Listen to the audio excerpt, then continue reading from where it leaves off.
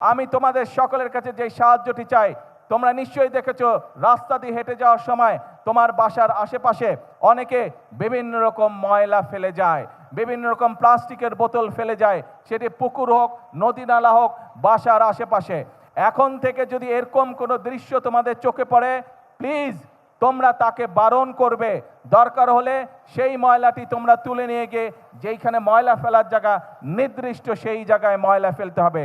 আরেকটি কাজ তোমাদেরকে করতে হবে, কেউ যদি পুকুর নদী নালায় ময়লা ফেলে, যদি তুমি পারো বন্ধুদেরকে সাথে নিয়ে সেই ময়লাটিকে পরিষ্কার করবে, যাতে আমাদের পরিবেশটি, আমাদের নদীর পানি, পুকুরের পানি যাতে পরিষ্কার থাকে, যাতে সেখানে মানুষ সুন্দরভাবে হাঁটাচলা করতে পারে বা মানুষ সেখানে বসতে পারে পুকুরের পাড়ে।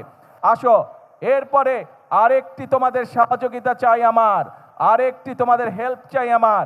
সেই হেল্পটি হচ্ছে, প্রতি বছর চেষ্টা করবে তোমার বাড়ির আশেপাশে হোক, তোমার স্কুলের আশেপাশে হোক, অথবা যেখানে তুমি সুবিধা মনে করো সেইখানে একটি করে প্রতি বছর গাছ লাগাতে হবে। গাছ যদি আমরা লাগাতে পারি, আমাদের পরিবেশটা সুন্দর হবে, পরিষ্কার হবে, আমরা সকলে মিলে বুক ভরে শ্বাস নিতে পারবো। এবং আরেকটি কাজ তোমাদেরকে করতে হবে, আমাদের কিছু কিছু মানুষ আছে যারা প্রকৃতির প্রতি, বিভিন্ন পশু পাখির প্রতি অত্যন্ত নির্দয় হয়। আজকে আমার সকল ছোট বন্ধুদেরকে আমি অনুরোধ করব, আসো আমাদের আশেপাশে যত কুকুর, বিড়াল, হাঁস, মুরগি, গরু, ছাগল, যত রকম পশু পাখি আছে, আমরা চেষ্টা করব, এইগুলো আমাদের দেশের সম্পদ, আমরা চেষ্টা করব এই যে প্রকৃতির আল্লাহ দেওয়া বিভিন্ন জীবজন্তু, পশু পাখি, এদের যত্ন নেওয়ার আমরা চেষ্টা করব। যত্ন যদি নিতে পারে, অন্তত আমরা চেষ্টা করব তাদের যাতে কোনো প্রকার ক্ষতি হতে না পারে, সেই চেষ্টাটি আমরা করব। কি বন্ধুরা, আমাকে এই হেল্পটা করবে? তোমরা করবে? Thank you so much. আর শেষ কথা হলো, আজকের বক্তব্যের শেষ কথা হলো, আমরা আছি, তোমরা যে পড়ালেখা করতে চাইবে সরকার থেকে আমরা তার ব্যবস্থা করব যাতে সে ভালো করে পড়ালেখা করতে পারে। তোমরা যে গান গাইতে চাইবে, যে ছবি আঁকতে চাইবে, যে খেলাধুলা করতে চাইবে, আমরা সব রকম তোমাদেরকে সহযোগিতা করার সর্বোচ্চ চেষ্টা করবে সরকার। কিন্তু তোমাদেরকে সঠিকভাবে তোমাদেরকে গড়ে তুলতে হবে। তোমাদের দিকে বাংলাদেশের ভবিষ্যৎ তাকিয়ে আছে, বাংলাদেশ তোমাদের দিকে তাকিয়ে আছে। তোমরা যদি নিজেদেরকে গড়ে তুলতে পারো, আমরা একটা সুন্দর বাংলাদেশ গড়ে তুলতে পারবো।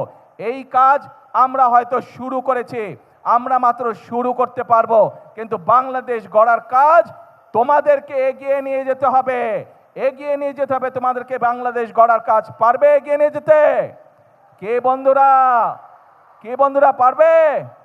Thank you. আজকে আর বক্তৃতা না, চলো যারা আজকে জিতেছে তাদেরকে আমরা আজকে অভিনন্দন জানাবো। এই যারা জিতেছে, যারা খেলোয়াড় আছে, এদেরকে এই পর্যন্ত আসার জন্য তাদের পরিবারের বাবা মাদেরকে আমি আন্তরিকভাবে ধন্যবাদ জানাই। তাদের স্কুলের শিক্ষক যারা সহযোগিতা করেছেন, বিভিন্ন কোচ বৃন্দ যারা সহযোগিতা করছেন, প্রত্যেকটি মানুষকে আমি অন্তরের অন্তঃস্থল থেকে আন্তরিকভাবে ধন্যবাদ জানাই, আন্তরিকভাবে অভিনন্দন জানাই। আপনারা যেই কষ্ট করেছেন সেই কষ্টের মূল্য ইনশাল্লাহ আপনারা পাবেন যখন আপনারা এই বাচ্চাগুলোকে দেখবেন আন্তর্জাতীয় এবং আন্তর্জাতিক রূপ অঙ্গনে নিজেদেরকে প্রতিষ্ঠিত করতে সক্ষম হয়েছে। সেদিন আমাদের সকলের বুকটা, আপনাদের সাথে আপনারা যারা সহযোগিতা করেছেন, আপনাদের সাথে আমাদের সকলের বুকটা সেদিন ভরে উঠবে। আসুন, এই মাঠে আজকে আমাদের বাচ্চারা খেলা করেছে, এই মাঠে কেউ জিতেছে, কেউ এখনো জিততে পারে না। ইনশাল্লাহ আগামী দিনে তারা আবার প্রতিযোগিতা করবে। আসুন আমরা চেষ্টা করি, এই মাঠ নয়, ইনশাল্লাহ আমাদের বাচ্চারা যাতে আগামী দিনে আন্তর্জাতিক পর্যায়ের মাঠে জিতে ট্রফি বাংলাদেশে নিয়ে আসতে পারে। এটাই হোক আজকে আমাদের প্রত্যাশা, এটাই হোক আজকে আমাদের আশা। সকলকে আল্লাহ হাফেজ। বাংলাদেশ জিন্দাবাদ।